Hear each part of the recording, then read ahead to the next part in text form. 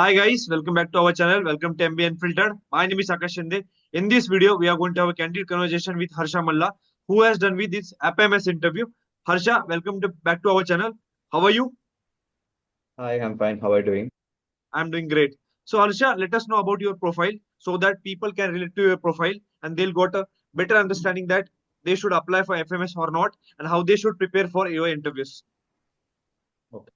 So, did my 10th in CBSE. I got a 10 pointer, but it converts to 95 percentage. And then again, did my 12th in CBSE board where I got 93 percentage. Post that, I did my economics at IIT Kanpur. So, I got a 7.5 CGPA from that. So, I come under 997 bracket where people call in MBA. Then I had a work ex of 14 months.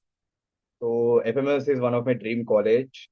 So being the ROA factor comes into the picture and the curriculum they offer to the students and the ratio of the faculty to the students, that is one of my dream college to try it out. So I applied FMS before the CAT examination only, and lucky enough to crack the call after my CAT score. Okay. Harsha, what's the motto of doing MBA for you since you had that IIT tag? So usually what happens, people often go for better jobs since you're working as a consultant. That could be a logical forward moment to see yourself and get into management consulting. Then why MBA for you? Yeah. So based out from an engineering college, we get placements for the companies in my uh, campus mostly out of software domain or tech part domain or core from mechanical or electrical engineering. For an economics graduate, I am deep passionate or interest towards product management. So we get very few companies out of that domain. So I always want to go to product management firm and work as a product manager. Post my undergrad also, I tried to get into those kind of firms, but unluckily, I did not get a call from them because of not having an MBA degree or relevant skill set. So I got interest towards MBA. I thought of planning MBA for that op- doors to get open for many options, being banking or product management or management consulting. So that is my motive to do an MBA. Okay, I understood. Since IIT Kanpur is Makkah for product management, I have seen a lot of B school caselets which are offered by IIT Kanpur.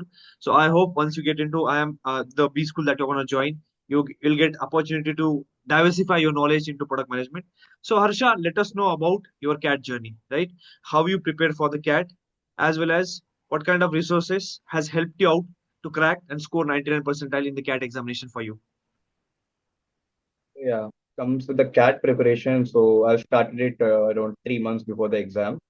So being an IIT grad or a person who did well in 12th, 12th math, so that was a math or a section where a few calculations are involved was not much challenging for me. So it took a week to revise things off from that. So, but VARC section was very challenging for me. I used to get a single digit in my VARC mock exams or sectionals what I used to give in my initial weeks of my preparation.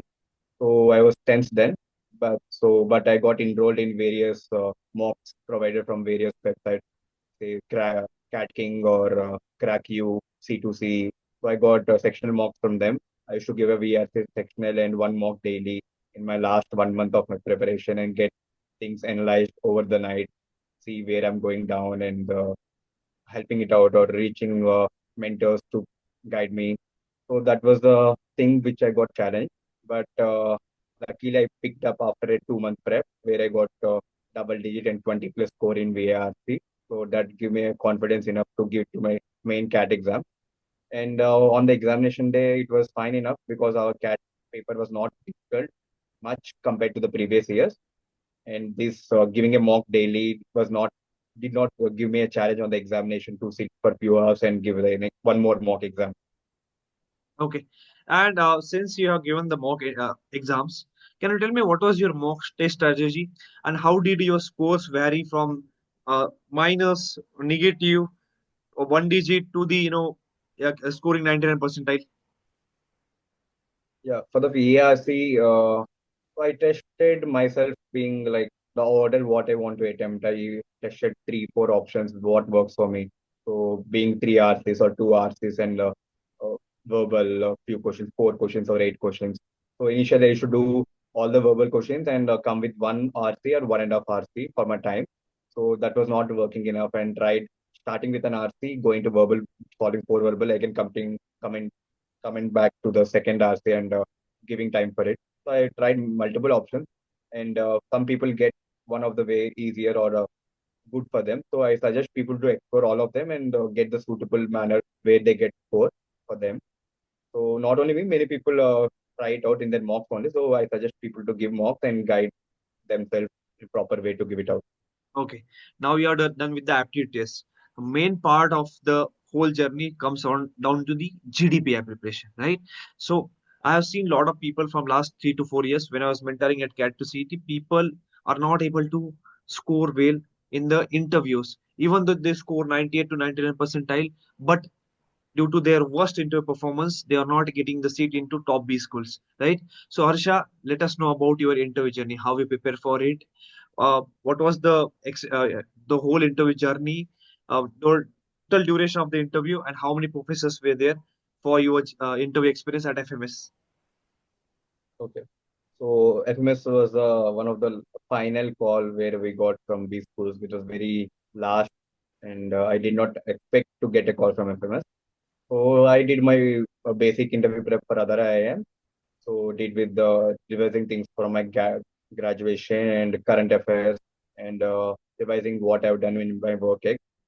So it took a 1 month prep, and post that I have given mock interviews from C2C and many other mentors. I tried reaching out them. They were helping me out to have a mock, and from my seniors in the IIM campuses. So that was one of the best part what I could got from helping got prepared prepared for this interviews before my real interviews. And then post that a few interviews initially helped me out reaching the venue with the dress code you have and interacting people and writing the VAT or giving the what we call extempore. So those were the things which were helping me in the real interview experiences. So FMS being the last interview, I was very confident enough to give it out and give my best at the interview. Okay. So extempore plays a very important role when it comes to FMS, and the topics that we asked to the students kind of abstract, kind of subject matter expertise. Some topics could be real world problems that are happening in the industry. So could you elaborate more about your extempore topic and what was the duration of the extempore and how you responded to the interview in that duration? Okay. So at the FMS college, we had the interview, and my panel had four female members and one male member. So as soon as I entered, they've asked me to introduce myself. I've introduced myself, and at end of my introduction, I mentioned my hobbies and interests where I'm having it. So I mentioned watching movies, playing badminton, and listening songs. So one of the main member got keen or interested in my badminton topic, and he had given me the extempore topic about a shuttlecock. So they have given me around 10 seconds, I think, 10 to 15 seconds to think about it and speak for 1.5 minutes, 90 seconds. Oh, sorry, 75 seconds I have to speak for that. So they have a timer for that. They've started it. So shuttlecock is my daily activity in badminton. I have got some knowledge on that, the pricing or development of shuttlecock. So how it came from feather to plastic, and recently air shuttle got invented, where the new plastic cock got invented, and people are exploring over that, and how the pricing has changed over the time, how people are getting access to the each shuttle over the years, and the lifespan of shuttlecock. So there's a decent extemporary topic I could talk of more than a minute. Okay, that's quite interesting. Now you are done with the extempore. Let's move back to the HR questions as well as technical plus managerial questions. Could you elaborate and shed some light on these questions and how you responded to these questions? So my first question being asked was about my undergrad. There was a female member who was interested to know how I got into IIT Kanpur economics. So I was discussing about the program and courses we got offered in that and how I got into it. Post that they were asking few micro macro questions where I could answer. Then there were terms they were asking where I did not hear of based off economics only, but I did not have done those economic courses in my undergrad. Being electives, I have chosen electives of my interest from other branches also. So I missed out few economic electives. Those questions might come from that. So after those questions, I was questioned about international trade from economics only. As I did a compulsory course on international trade, I could answer that being terms about absolute advantage, H-learning model or Ricardian principle. For economics people, they can understand this. And then completed with my eco questions. They were asking about my work ex. So there's not much cross questioning in my work ex. They're just trying enough to know what I've done in my 14 months work ex period in that firm. And then they were asking about my other calls where I had. Yeah, this was the interview, which lasted around 10 to 12 minutes. That was not much long enough compared to other interviews what I had from IIMs. Okay. Since you are given this interview, there might be some students who are also given that interview. So, what was their experience during FMS? What kind of technical plus non-technical question were asked to these students? So yeah, I have given a seventh number in my panel. So there were few members who got their interview done before me in my panel.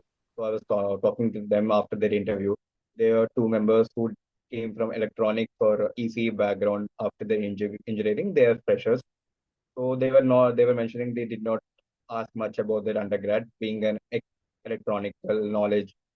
So, and they were asking basics HR questions and current affairs about the bank repo rates, how RBI is governing them, and about the tariff currently what we are observing from the Trump. So there was only discussion about the current affairs for them. But being an eco grad, I was more challenged or asked about the eco questions. So, last question from my side. What's your piece of advice to the people who are appearing for FMS interviews in the upcoming days? And tell us the do's and don'ts that they should follow to crack FMS. Yeah.